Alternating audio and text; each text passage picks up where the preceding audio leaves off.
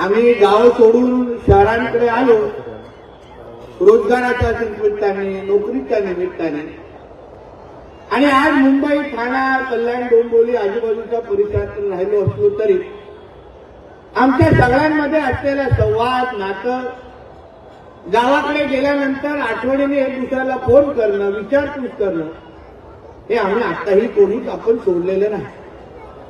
आणि सन्मान्य राणे साहेब आणि आपल्या सगळ्या जणांचं ते एक अतूट नातं आहे.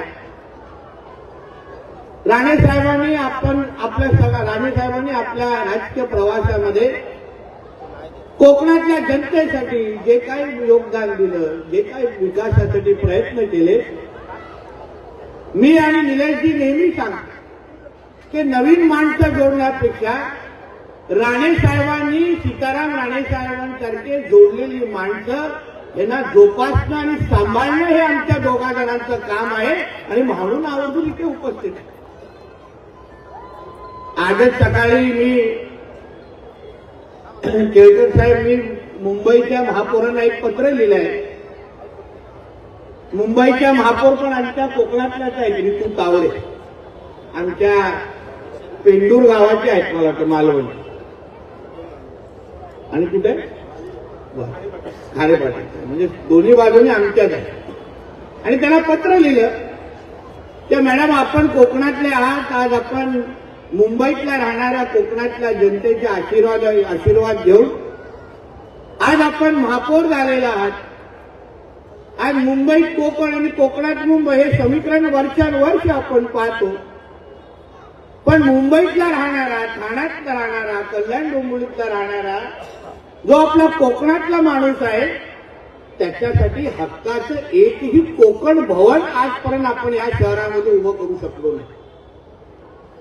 ज्या वास्तूमध्ये कोकणातला माणूस गेल्यानंतर आपली खाद्य पद्धती, आपली खाद्य संस्कृती, आपली एकंदरीत भजन संस्कृती असो, आपले नाट्य, विविध आपल्या दशावतार सारखी नाटकं असतील, की आपल्या विविध खाद्य पदार्थ जे आपल्याला भेटतात, जे असंख्य ह्या बचत गट स्टॉलमध्ये आपल्याला उपलब्ध होतील, या सगळ्याचं एक केंद्र म्हणून, आणि त्याबरोबर आपले जे मुलं मुली जे इथे शिकतात किंवा जे गावावरून जे आपण काही लोक कधी कधी नातेवाईकांना भेटायला येतो, आपल्याही हक्काचं त्या त्या शहरामध्ये कोकणातलं भवन असलं पाहिजे, ह्या संबंधितची मागणी मी मुंबईच्या महापौरांकडे केली आहे. म्हणून आता मी केळकर साहेबांनी पण हेही सांगितलं की साहेब, मुंबईमध्ये तर होणार आहे, तुम्ही आणि आता सीताराम राणेजी आमच्या ठाण्यामध्ये पण हक्काचं कोकण भवन उभं करा, हे मी आवर्जून तुम्हाला या निमित्ताने. महाराष्ट्राचे सर्वमान्य दैनिक समर्थ गावकरी, अहमदनगर, पुणे, नाशिक, जळगाव, धुळे, नंदुरबार, सोलापूर, कोल्हापूर, सांगली, सातारा, मुंबई, ठाणे, पालघर, रत्नागिरी, रायगड, सिंधुदुर्ग, नांदेड, उस्मानाबाद, बीड, औरंगाबाद, नागपूर, गडचिरोली, भंडारा, गोंदिया, अकोला, यवतमाळ, बुलढाणा येथून एकाच वेळी प्रसिद्ध होणारे एकमेव दैनिक, सर्वसामान्य जनतेचे खुले व्यासपीठ. संपादक आहेत विश्वासराव आरोटे. मोबाईल नंबर आहे 94 23 38 85 08. दुसरा मोबाईल नंबर 94 23 46 72 72. तिसरा मोबाईल नंबर 75 88 15 0001. वेबसाईट आहे sgavkari.com.